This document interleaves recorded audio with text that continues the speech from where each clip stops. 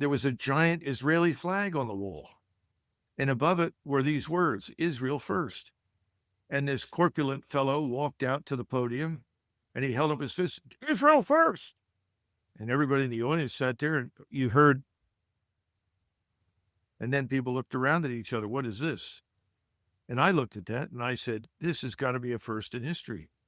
When have we ever seen a foreign flag at a national convention for either the Democrats or the Republicans or anybody else?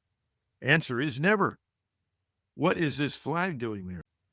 What I didn't understand at the time is that you had someone like Larry Ellison, who was instrumental in approving or disapproving whoever was picked for cabinet positions, for appointments in the administration.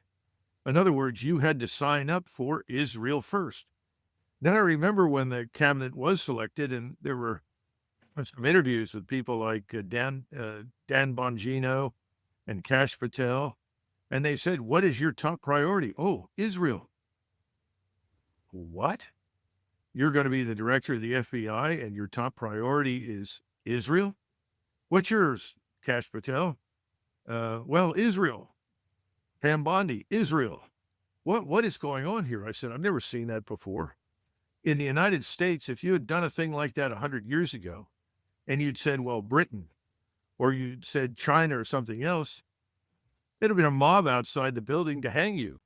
And so you've got to understand that we are currently being governed by people who are largely allegiant to Israel. And Mr. Netanyahu is really running the show. I think that's the best way to sum it up.